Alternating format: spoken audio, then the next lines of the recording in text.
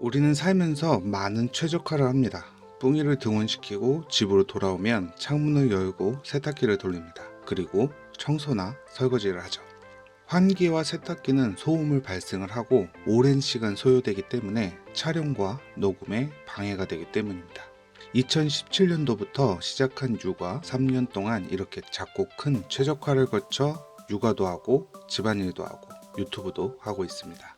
물론 가끔 어린이집을 가지 않겠다고 떼를 쓰는 뿡이라는 변수가 있고 1년 내내 달고 사는 감기 등 다양한 변수에 대응할 수 있게 계속해서 최적화를 해나갑니다. 부의 추월차선이라는 책이 있습니다. 저자 MJ 드마코의 경험과 노력을 모아놓은 책입니다. 저자는 최적화된 책이라는 매개체로 부를 쌓는 경험과 방법을 알려주고 독자에게 책 구매 비용을 받습니다. 그리고 출판사는 저자와 독자를 연결해주는 역할을 하면서 이득을 취합니다.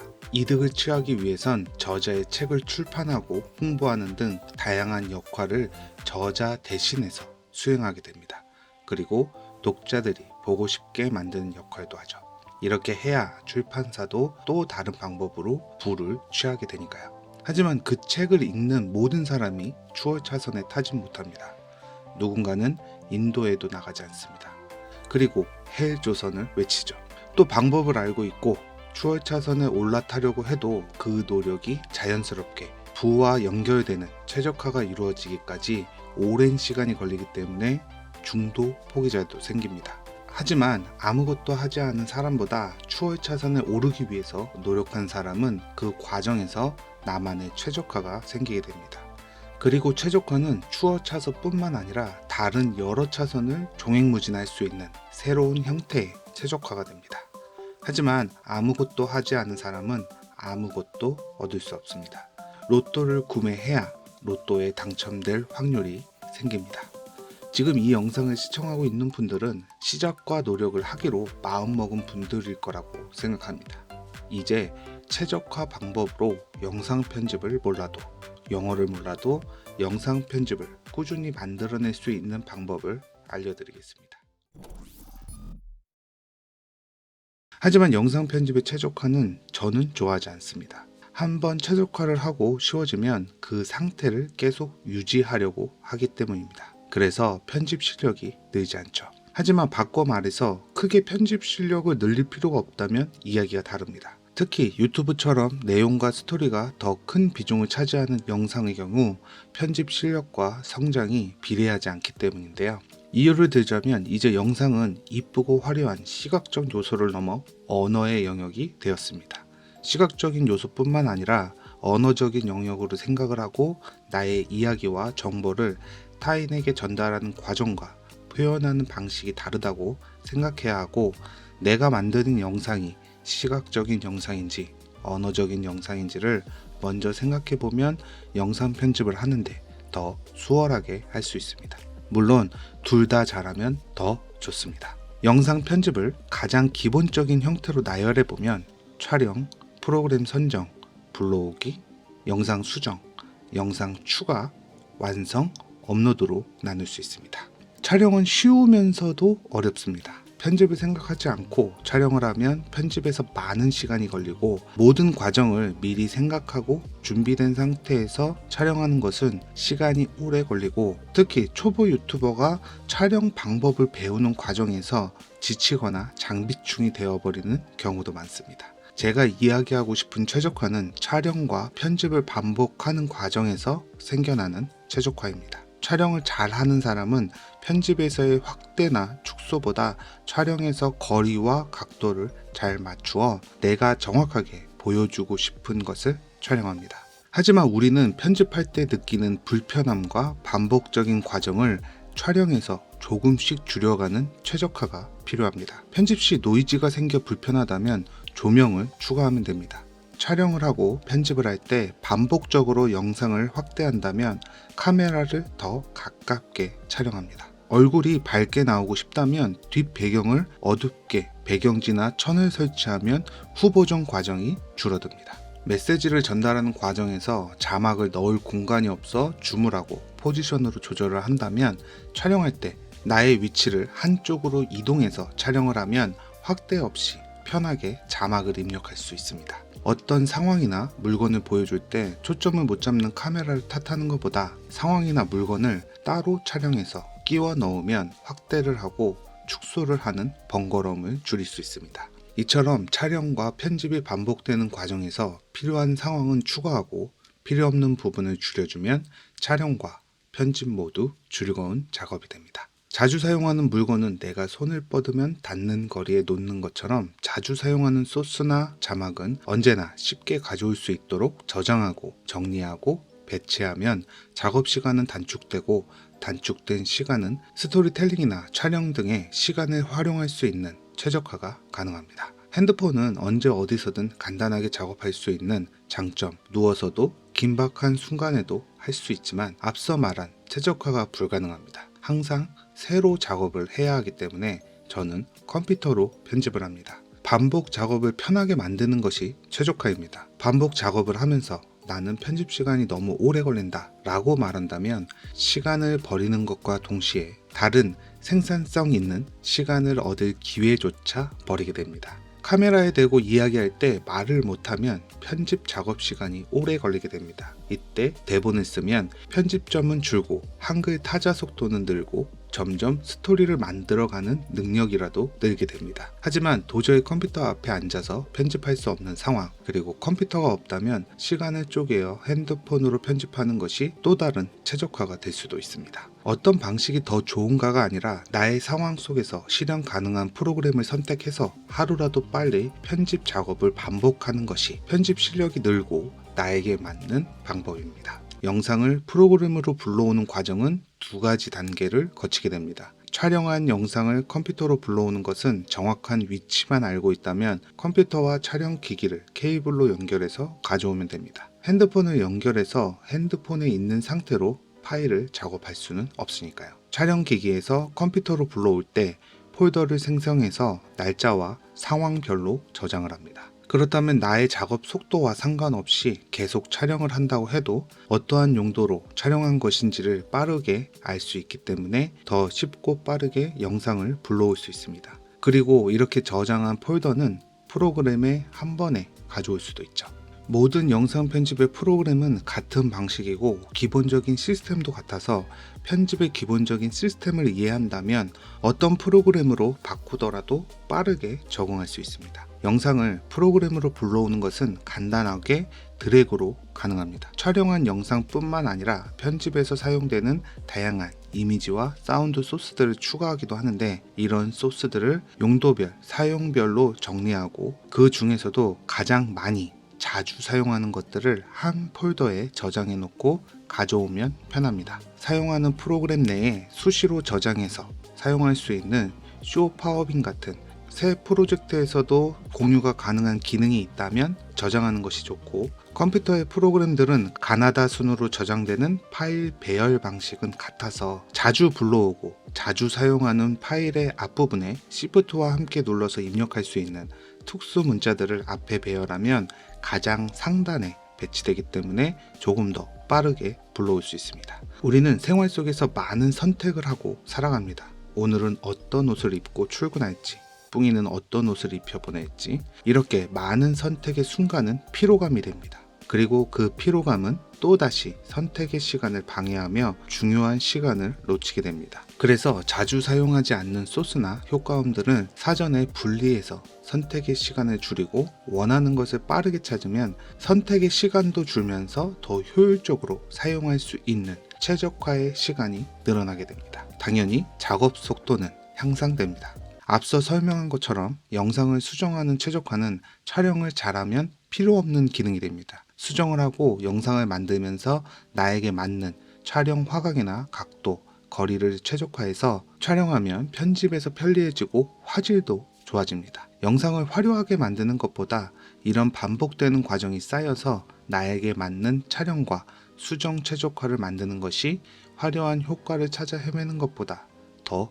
중요할지도 모릅니다. 필요 없는 수정의 과정이 줄어들면 간단하게 클립을 자르고 붙여서 영상을 완성해도 만족도 있는 영상이 될 수 있습니다. 그리고 다빈치 리졸브 17 업데이트와 함께 출시한 스피드 에디팅 키보드처럼 한 손에 들어오는 사이즈의 키보드는 필요 없는 손의 움직임을 줄이기 위해서 최적화된 키보드입니다. 단축키를 사용하는 빈도가 높아질수록 작업 속도는 늘고 필요 없는 동작이 줄어듭니다. 그런 면에서 기존에 세팅된 단축키를 반드시 외우려 하기보다는 잘 사용하지 않는 키들을 자주 사용하는 키로 바꾸는 키보드 커스터마이제이션을 사용하면 스피드 에디팅 키보드를 사용하는 것처럼 왼손의 움직임을 최소화할 수 있습니다.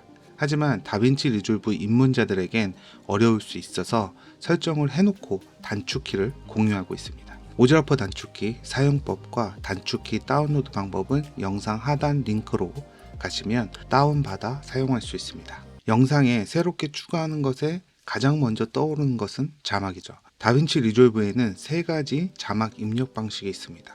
내보내기가 가능한 서브 타이틀이 있는데 자막을 만들어서 내보내기가 되면 유튜브에 업로드할 수 있는 자막으로 사용이 되고, 업로드 자막을 베이스로 다양한 언어로 번역해서 업로드하는 것이 아주 쉽게 가능합니다. 다빈치 리졸브 17 이후에 서브 타이틀을 이용한 자막은 렌더링 시에 적용이 되지 않기 때문에 내보내기 자막으로만 활용할 수가 있습니다. 다른 2가지 방법은 이펙트 라이브러리에 있는 텍스트와 텍스트 플러스가 있습니다. 텍스트는 쉽고 간단하지만 화려한 자막이나 퓨전 탭에서 모션을 적용할 수 없습니다. 텍스트 플러스는 화려한 자막이나 퓨전 탭에서의 모션은 적용할 수 있지만 어렵습니다. 어떤 것이 쉽고 어렵고가 아니라 상황에 맞게 사용하는 것이 자막을 입력하는 최적화가 될 수 있습니다. 간단하게 광고처럼 얇은 자막 사이에 굵은 자막을 넣고 싶다면 텍스트로 자막을 입력하고 원하는 자막만 선택해서 변경하고 수정하는데 간단하게 활용할 수 있습니다. 또한 텍스트의 고질병인 안쪽으로 확대되는 테두리는 획이 굵은 폰트를 사용해서 테두리의 굵기를 1, 2 정도로 사용을 하면 간단하게는 테두리와 그림자를 넣을 수도 있습니다. 이런 용도의 자막을 입력할 때 2가지 자막 입력 방식 중에서 어느 것이 좋을까요? 물론 텍스트 플러스에서도 가능은 하지만 조금 복잡해서 애니메이션을 사용하지 않는다면 텍스트를 사용하는 방법이 좋다고 생각합니다. 프로그램의 기술은 점점 발전하고 점점 발전할 수밖에 없습니다. 그 시스템에서 한 가지 스킬을 사용하는 법만 배운다면 다른 시스템도 새롭게 배워야 하지만 그 시스템을 이용하고 활용할 수 있는 방법을 배우면 새로운 시스템도 이용하고 사용할 수 있습니다. 그리고 이렇게 제작한 자막은 차곡차곡 파워빈 폴더에 저장을 하거나 프리셋으로 저장을 하면 언제든 불러와서 사용할 수 있습니다. 또한 텍스트의 경우 프리셋으로 저장이 되지 않지만 메디아 풀에 필요한 텍스트를 저장하고 인트로, 채널명 등 자주 사용하는 소스들을 프로젝트로 저장해 놓고 불러와서 사용하면 프로그램을 완전히 삭제한 후에 재설치해야 하는 경우 지워지는 파워빈 폴더의 단점도 프로젝트 저장으로 해결할 수 있습니다. 저장한 프로젝트를 불러와서 메디아 풀에 저장된 소스들을 파워빈 폴더에 다시 저장할 수 있기 때문이죠. 영상은 완성을 해야 합니다. 누가 좋아할까, 마음에 들어 할까가 아니라 완성해서 업로드를 하고 주변인에게 보여주었을 때 실력이 늘고 피드백을 받을 수 있습니다. 처음부터 완벽한 사람은 없습니다. 타고난 운명이 다르다 하더라도 본질은 같습니다. 아무것도 하지 않고 얻어지는 것은 없습니다. 영상을 완성하고 업로드를 하거나 보여주고 다시 제작하면서 실력과 경험이 늘어납니다. 렌더링은 더 쉽습니다. 유튜브 최적화로 내보내기, 더보기 메뉴에서 원하는 설정을 한 후에 완성본의 파일명과 저장 위치를 알기 쉬운 곳에 지정을 하고 내보내기를 하면 컴퓨터에서 자동으로 완성이 됩니다. 퀵타임과 mp4의 차이는 유튜브 업로드 과정에서 다시 한번 렌더링을 하는 과정에서 유의미한 화질 차이를 갖지 않습니다. 다만 체감상 퀵타임은 렌더링과 업로드 시에 조금 빠르고 mp4는 화질이 조금 좋습니다. 그냥 원하는 방법으로 하면 됩니다. 이렇게 영상을 완성하고 다음 영상을 완성하면 한글이 아니더라도 영상을 제작할 수 있는 최적화 상태가 됩니다. 모든 과정들이 순차적으로 최적화가 되고 익숙해지면서 영상을 불러와서 자르고 붙이고 반복적으로 사용되는 인트로는 영상으로 렌더링을 해서 저장해 놓으면 작업 환경에서도 부하가 줄어듭니다. 자막의 등장과 어울리는 효과음들은 같은 이름으로 저장해 봅니다. 반복 사용되는 로고나 채널명 등은 특수 문자와 함께 자주 사용하는 방식으로 파워포인트 폴더에 저장을 합니다. 이런 과정은 이미 많은 편집 관련 업체에서 적용된 사례입니다. 간단하게 아이가 태어나고 돌잔치의 식전 영상을 봐도 구매자가 홈페이지에 들어가서 원하는 컨셉을 선택하고 업체에서는 원하는 가로 세로 사진과 영상의 개수를 알려주면 구매자는 필요한 파일을 보내주게 됩니다. 그럼 업체에서는 템플릿에 아이의 영상을 대입하고 기본적인 아이와 부모의 인적사항만 바꿔서 완성하게 됩니다. 이런 것들도 영상의 그리고 업체의 최적화입니다. 물론 이렇게 최적화되는 과정이 입문자들에게 어려울 수 있습니다. 당연히 막히는 문제들도 있습니다. 저는 인터넷 브라우저를 네이버 웨이를 사용합니다. 가장 큰 이유는 우측에 있는 번역 메뉴 때문입니다. 영어 때문에 모르겠다면 복사해서 붙여넣기를 하거나 모르는 단어를 입력해서 어느 정도 감을 잡고 해결해 왔습니다. 최근 유튜버의 번역은 많이 좋아졌습니다. 자동 번역을 사용해서 해외 유튜버의 영상만 봐도 내가 원하는 정보는 차고도 넘칩니다. 작업 중 생기는 문제에 대한 것들도 말이죠. 또한 오지랖 화제도 여러분들의 문제를 해결하기 위해 노력하고 있습니다. 모든 것을 스스로 찾아보는 것도 좋은 방법이지만 저처럼 채널을 운영하는 사람에게 댓글을 남겨서 빠르게 알아가는 방법도 있습니다. 초보적인 질문이란 없습니다. 처음엔 당연히 모릅니다. 물론 더 빠른 방법도 있습니다. 저의 댓글을 기다리는 것보다 누군가는 나와 같은 생각을 하지 않을까라고 생각을 해서 질문을 하기 전에 영상 하단에 댓글을 살펴보는 것이 조금 더 빠른 해결 방법일 수도 있습니다.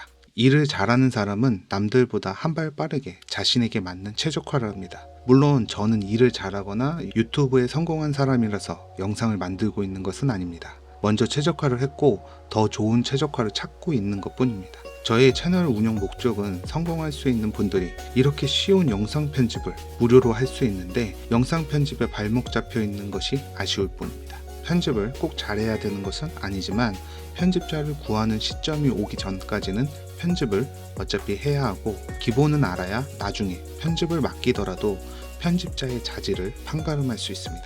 앞으로 최대한 빠르게 편집 초보에서 벗어나서 제 영상을 그만 보고 유튜브에 집중할 수 있도록 앞으로 채널을 채워나갈 생각입니다. 앞으로의 영상이 궁금하시다면 구독과 좋아요, 알람 설정까지 부탁드립니다. 그리고 여러분이 초보가 벗어나는 날 구독을 취소하시면 됩니다. 오늘도 시청 감사합니다.